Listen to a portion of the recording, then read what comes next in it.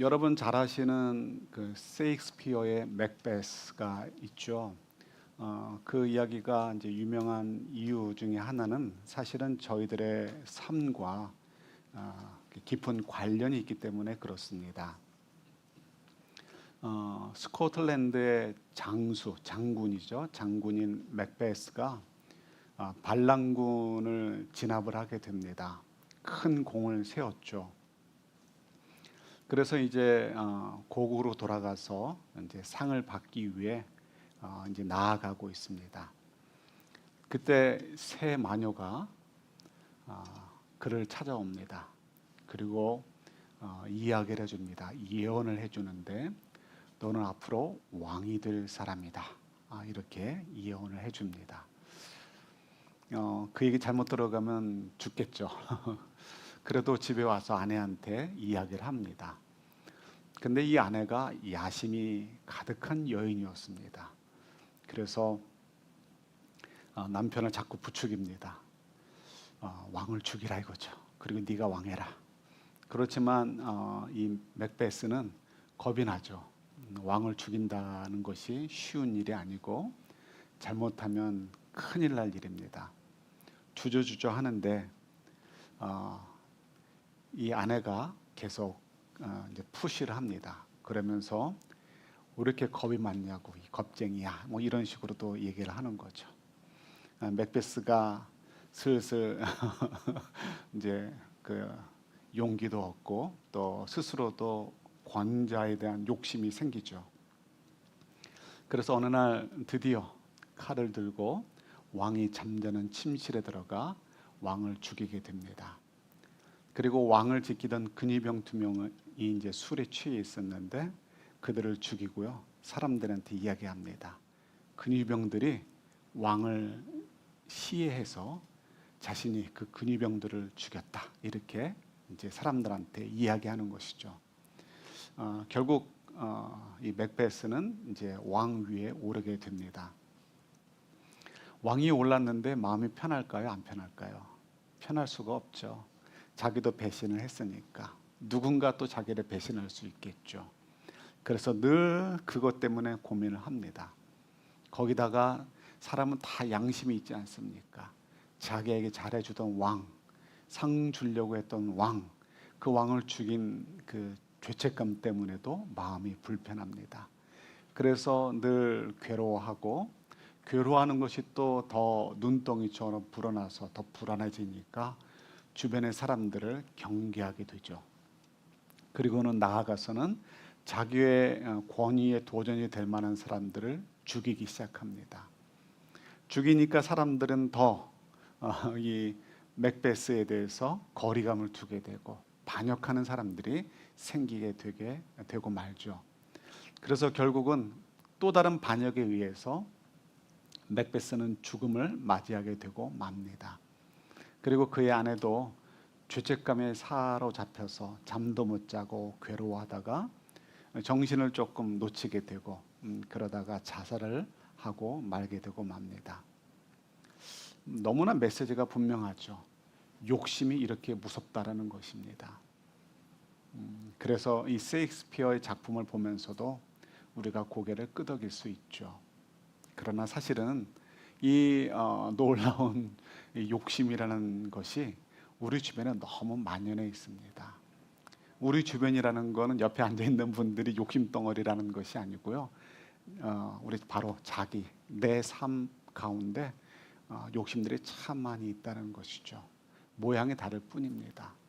그런데 저희들도 이 본능이 있어가지고요, 그거를 합리화시킵니다. 그래서 그것이 문제가 되죠. 제가 어제 저녁에 이제 우리 성가대 식사 모임이 있어서 함께 조인을 했는데요. 오랫동안 궁금했던 거가 한순간에 풀어졌습니다. 그래서 확실히 똑똑한 사람들이 있어야 돼요. 뭐냐면 이것입니다. 우리가 밥을 하고 남기잖아요. 그러면 보통 상온에 두면 이틀 지나면 상하잖아요. 근데 밥통에 집어넣으면 더 따뜻한데, 그죠? 더 따뜻한데 냉장고에 놓은 것이 아님에도 불구하고 어떤 집은 일주일도 간대요. 그래서 그 밥통의 이름이 뭐냐 이렇게 물어보기도 했었는데 신기하지 않습니까? 냉장고에 넣지 않고 상온에 넣은 밥은 하루 이틀이 지나면 쉬거나 상하는데, 더 따뜻한 밥통에 있는 밥은 뭐 일주일이 가도 상하지는 않지 않습니까? 드라이가 될지언정. 그랬더니 거기에 이제 닥터 디그리가 있는 분이 얘기를 해요. 미생물 학자가 일반적으로 웬만한 미생물들은 50도 정도 되면 다 죽는데요. 이제 물론 이제 그 온천 같은 데 가면 뜨거운 물에서도 살아남는 그런 이제 미생물이 있지만, 그건 아주 굉장히 극소수이고, 대부분의 경우는 이제 50도 정도 되면 죽는다는 거죠. 그래서 밥통에 있는 밥이 안전한 이유가 밥을 상하게 할 만한 그런 세균들이 자라지 못하는 거예요. 죽는 거지. 그 말을 들으니까 그래서 그랬구나 하는 것이 탁 이해가 되더라고요. 아셨죠? 그런데 반대로 놀라운 건 뭐냐면요, 냉장고에 넣는다고 다 좋은 게 아니라는 거예요. 심지어는 냉동실에 넣어도 좋은 게 아니라는 거죠. 우리 같으면 냉동실에 놓으면 1년이 지나도 프레쉬할 것 같고 좋을 것 같은데, 그 안에서 살아남는 세균들이 있다는 거죠. 미생물들이. 그래서 오히려 음식을 상하게 할 수 있다라고 얘기를 합니다. 그래서 서울대에서 벌어진 일이죠. 그 한번 이제 그 위생 테스트를 했대요. 검사를 했는데 교수 식당에서 이 세균이 많이 나왔다는 거예요.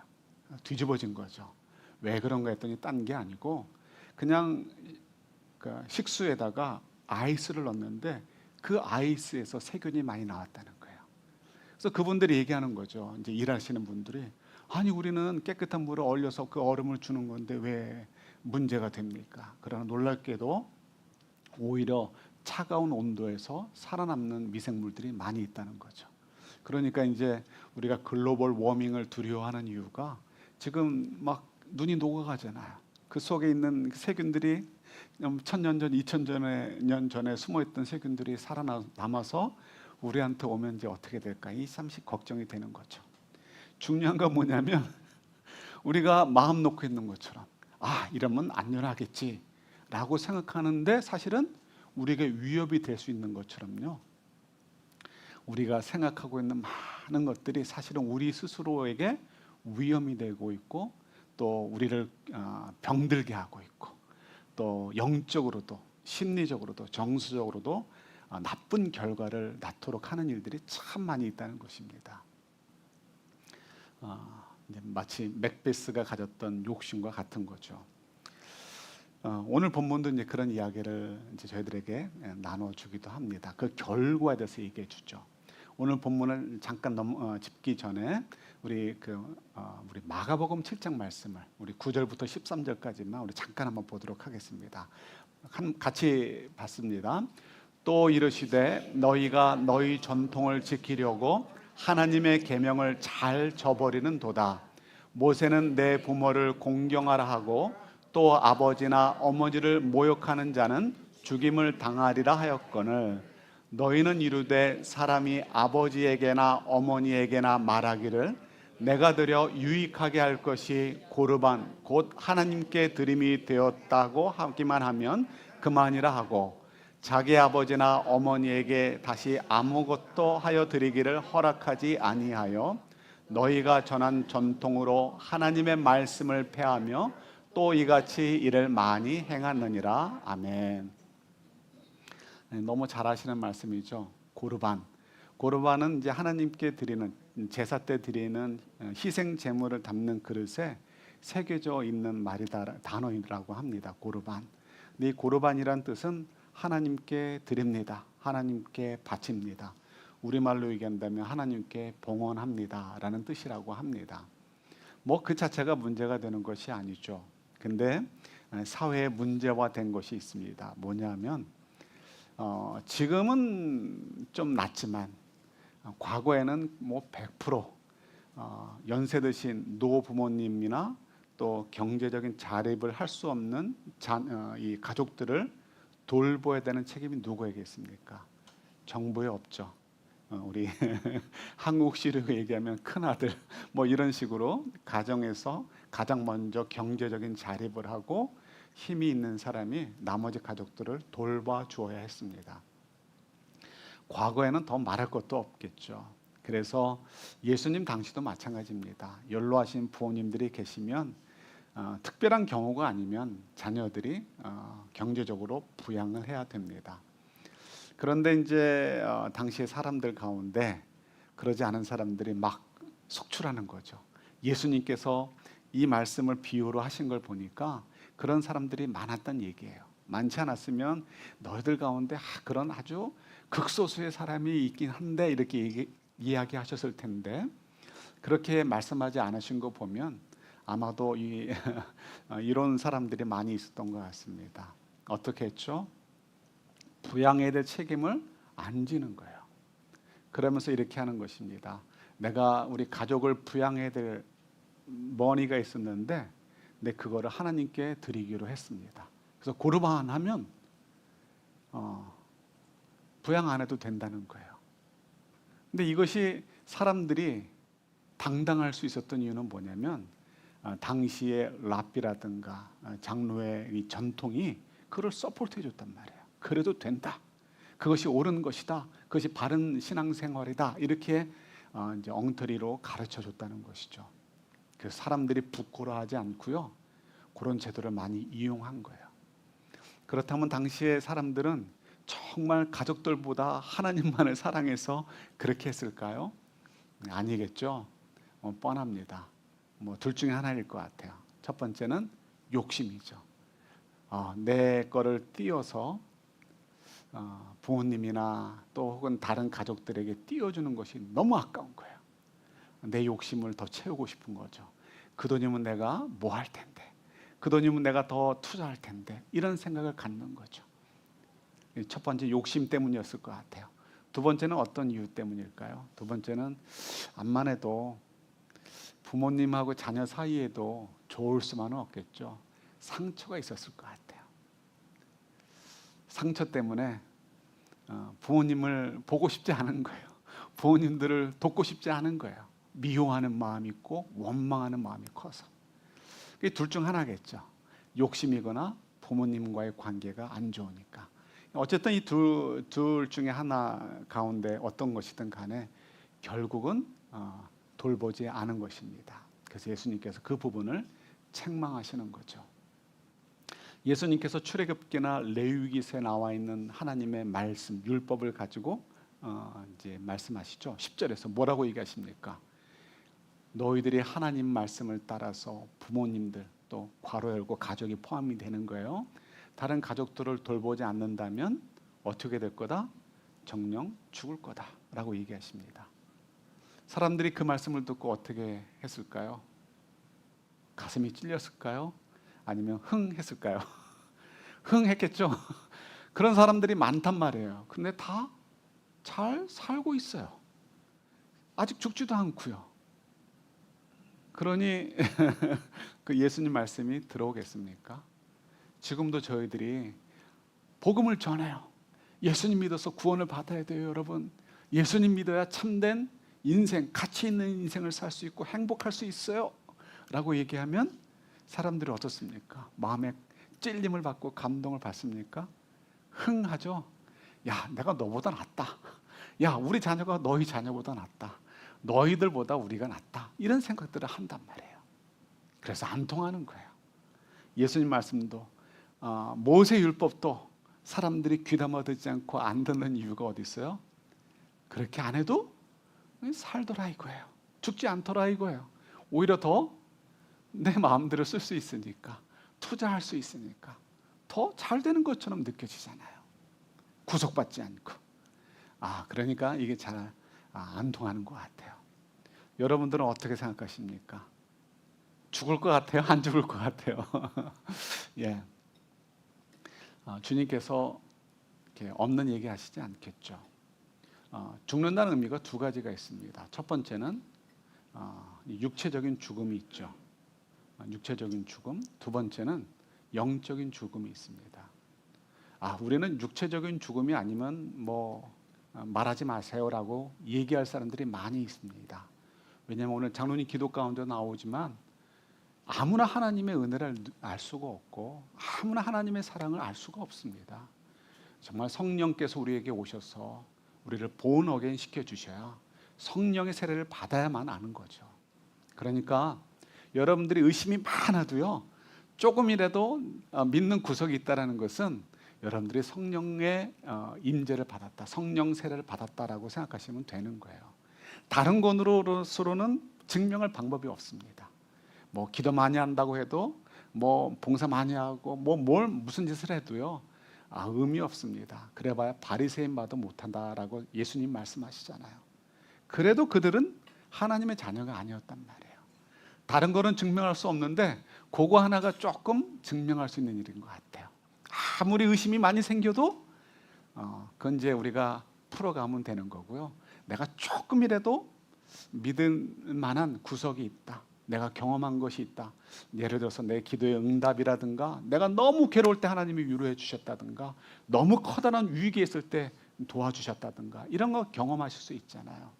그런 경험을 통해서 하나님이 정말 나를 사랑하고 계시는구나, 조금이라도 의심이 있지만 그래도 조금이라도 있다라고 한다면 사실은 여러분들은 성령 세례를 받은 분이다라고 이야기할 수 있는 가장 객관적인 증거입니다. 다른 어떤 것으로도 되지 않아요. 나는 예수님 믿기로 몇 월 며칠 날 결정했습니다, 그는 아무 의미 없습니다. 그건 정말 쓰레기 같은 이야기예요. 아무 의미 없습니다. 정말 다른 것은 없고요, 그거 하나인 것이죠. 영적으로 살아있고 죽지 않았다는 것가 굉장히 중요합니다. 영적으로 살아있다는 것은 두 가지 의미가 있습니다. 첫 번째로 마지막 때 하나님의 심판 때에 서지 않는다는 거예요. 하나님의 심판을 받지 않는다는 것이죠. 예수님의 은혜로 말미암아. 그래서 우리 하나님의 자녀가 되었기 때문에 우리 비록 지금도 의심하며 넘어지기도 하지만 용서받는단 말이죠. 그래서 그런 면에서 우리가 심판 때에 오르지 않는다는 면에서 차이가 있습니다. 그러나 지금 육체로만 살아있는 것에 만족해가지고 영으로 죽어 있는 거에 신경 안 쓰는 사람들은 언젠가 그 자리에 서게 되는 것이죠. 그죠? 그게 아주 중요한 의미가 되는 것입니다. 또 두 번째, 이제 영으로 살아있다는 것은 하나님과의 저희의 관계가 굉장히 살아있다는 것을 의미합니다. 이게 제일 중요한 거예요, 여러분. 우리가 심판 때 안 쓰는 것도 감사하지만 그건 뭐 둘째예요. 정말 좋은 거는 우리가 하나님과의 관계가 아버지와 자녀의 관계라는 거예요. 아버지와 자녀의 관계, 사랑의 관계이기 때문에 그 결과로 심판 때 쓰지 않고 지옥에 안 간다는 거지, 지옥에 안 가기 때문에 하나님을 믿는다, 이게 아닌 거예요. 하나님의 자녀가 되었을 때 누리는 축복이 엄청 많은 거예요. 그 엄청 많은 것, 그 중에 하나가 천국 가고 지옥 가는 거에 지나지 않는 거고요. 정말 중요한 것은 하나님과 저희가 정말 깊은 관계, 사랑의 관계라는 거예요. 그보다 더 소중한 게 어디 있겠습니까? 그죠? 그런데 고르반이라고 외치면서 부모님에게 이제 마땅할 도리를 하지 않는다. 그거는 꼭 경제적인 것만이 아니에요. 정서적인 것도 포함이 되는 거예요. 특히 이제 우리 아들들은 회개를 많이 해야 되는데 부모님들이 전화해도 아들, 이제 저도 아들이니까 아들 놈들은 반응이 차가워요. 그죠? 딸 놈들은 반응은 좋은데 친정집에 가면 뭘 더 가져갈까? 그죠? 다 그렇단 말이죠. 그래서 이 사실은 이제 이 꼭 경제적인 것만이 아니고 정서적인 것도 포함이 돼요. 기침 나는 거 괜찮습니다. 염려하지 마시고 기침하셔요. 네, 다 똑같습니다, 사람은. 자, 그런데 이제 이것을 안 한다는 것은 뭐가 포함이 되는 거죠? 내가 어떤 이유로든 간에 부모님이든 가족들을 사랑하지 않는다는 거예요. 그죠? 사랑하지 않는다. 사랑하지 않는다는 것은 결국 율법의 가장 중요한 두 계명, 두 번째 계명이 뭐예요? 내 이웃을 내 몸과 같이 사랑하라. 부모님은 가족이지 이웃이 아니에요. 이게 말이 안 되는 거죠. 그죠? 모두가 다 이웃인 거죠. 그 이웃에는 나 자신도 포함이 되는 거예요. 모든 사람이에요. 모든 사람을 사랑해야 되는데 부모님을 사랑하지 않았어요. 다른 가족들을 사랑하지 않았어요. 그러면 결국 그 말씀은 뭐예요? 하나님의 말씀을 대수롭게 여기지 않았다. 하나님 말씀을 거부했다. 부분적으로라도 거부했다는 의미가 되는 거죠. 그 얘기는 나는 하나님을 사랑한다, 안 한다? 마음은 사랑하지만 그 부분은 아니에요. 이런 건 안 통하는 거예요. 그죠? 사랑하지 않는 거예요. 넘어질 수는 있어요. 그러나 그 말씀을 붙잡고 일어서서 이렇게 내가 해야 될 역할들을 하려고 발버둥 쳐야 되는 거죠. 그것이 하나님을 사랑하는 사람들의 당연한 결과인 거예요. 행위이고 결과인 것이죠. 그래서 결국은 고르반 외치면서 어떤 이유로든, 그것이 욕심이든 관계가 안 좋아서이든 부모님이나 가족들을 잘 돌보지 않는다라고 한다면 결국은 하나님과의 관계가 잘못됐다는 것이고, 부모님과의 관계만 깨어지는 것이 아니고 하나님과의 관계가 깨어졌다는 것을 우리가 알 수 있게 되는 것이죠. 너무나 논리적으로 뻔한 얘기가 되는 거예요. 그래서 예수님께서도 고르반 자체, 하나님께 드린다는 것 자체를 비난하시는 것이 아니고, 그렇게 사람들이 욕심을 가지고 하나님의 이름을 핑계 삼아 자기들의 욕심을 채우려고 하는 그런 악한 행위들을 예수님께서 질타하시는 것이고요. 그렇게 될 경우에 하나님과의 관계가 깨어지는 것이기 때문에 정녕 죽게 될 것이다라고 경고하고 계시는 거예요. 우리가 하나님을 열심히 믿고 섬기는데도 기쁨이 막 넘치지 않는 이유가 어디 있어요? 이 관계에 문제가 있기 때문에 그런 거예요. 우리가 죽지는 않을지 몰라도 꼭 죽은 사람처럼 기력 없이 그냥 하루하루 버티면서 죽을 날만 바라보는 사람처럼 우리의 인생을 그렇게 살 수밖에 없을 수 있다는 것이죠. 하나님과의 관계가 안 좋아지면 어떻게 될까요? 우리 오늘 처음에 읽었던 대로 창세기 3장에 보여주시는 말씀처럼 하나님을 피하게 됩니다. 난 그러던 매 주일마다 예배 보러 오는데 내가 왜 하나님을 피합니까? 식사 기도도 하루에 3끼 먹으니까 3번씩 기도하고, 아무 의미 없는 거죠? 아무 의미 없어요. 아담과 하와처럼 하나님이 만나자고 하러 오실 때 우리도 모르게 피하게 되는 것이죠. 예배 때, 찬양 때, 기도할 때, 말씀 가운데, 또 여러분들의 주중에 기도하는 시간이나 말씀 묵상하는 시간에 주님께서 다가오시죠. 왜요? 성령님께서 우리 안에 살아계시고 하나님께서 우리를 사랑하시기 때문에 다가오십니다. 그리고 말씀하고 싶으시고 우리와 교제하고 싶으시죠. 그런데 우리가 합리화된 죄에 빠져 있다면 우리도 모르게 본능적으로 아담과 하와처럼 그 시간을 피하게 됩니다. 이런저런 핑계를 대고요. 저 바빠요. 저 할 일이 많아요. 이런 식으로 저런 식으로 도망가 버리고요. 하나님과의 만남을 피하게 되고 마는 것이죠. 그러다 보니까 저희가 대표적으로 예배 때조차도 기쁨과 기대가 없을 수 있습니다. 왜요? 내 영이 지금 죽어가고 있기 때문에 그럴 수 있습니다. 그래서 우리가 우리 자신을 잘 돌아봐야 되죠. 얼마 전에 저희 교회 밖에 있는 분과 이제 이렇게 일이 있어서 점심 식사를 하게 되었습니다. 식사를 하면서 이야기를 하다가 그분이 자기 얘기를 하시다가 그렇게 결론을 내리시더라고요.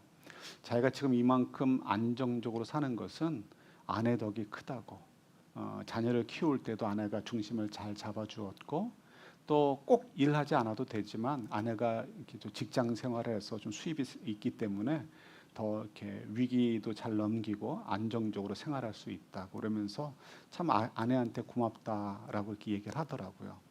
이제 그런 얘기를 들으니까 거의 본능적으로 그냥 무의식 중에 그냥 나오는 말 있죠. 그냥 특별한 의미 없이 그러나 좀 반쯤 의미 있어도 좋고요. 뭐라고 얘기합니까? 아내분에게 충성하셔야 되겠네요. 이렇게 얘기를 했습니다. 그랬더니 이분이 아니래요. 자기는 아내한테 충성 안 한대요. 그래서 왜요? 그랬더니 자기는 예수님께만 충성을 한대요. 그래서 저는 속으로 순간적으로 목사 앞이라 이렇게 얘기를 하나 이렇게 생각을 했습니다. 그런데 가만히 얼굴을 보니까 웃어요. 농담인 거죠. 네, 이분이 정말 왜 저한테 그 얘기를 하겠어요?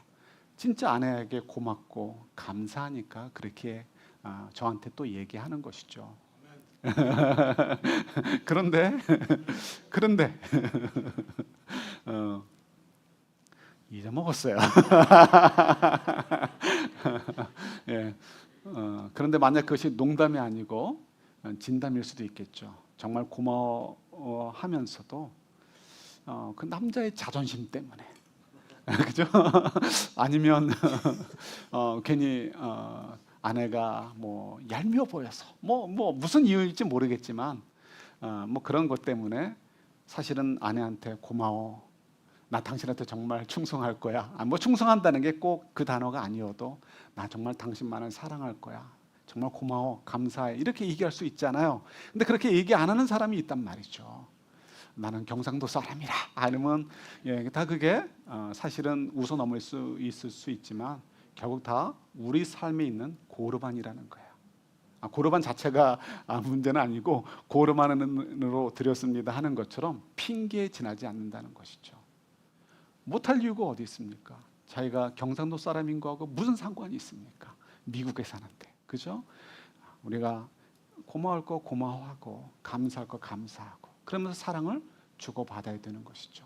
남자만이 아니고 여자분도 마찬가지죠. 뭐가 꼴 보기 싫은지 모르지만 밤늦게까지 일하다 온 남편을 보면서도 이제 왔어? 이렇게 하는 얘기 하지 않고 오늘도 수고했어요. 고마워요. 이렇게 얘기하면 얼마나 좋겠습니까? 그러나 그게 잘 안 되죠.